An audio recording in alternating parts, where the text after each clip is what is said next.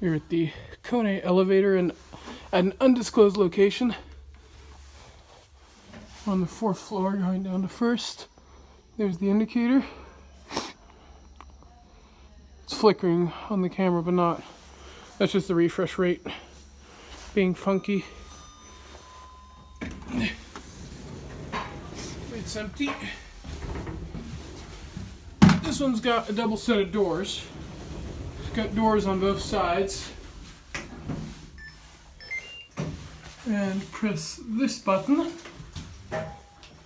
and watch the cone go down. Let's see which side opens.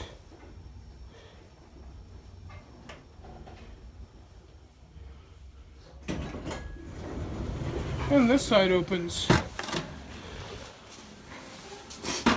We'll watch it close. And that's the end of this.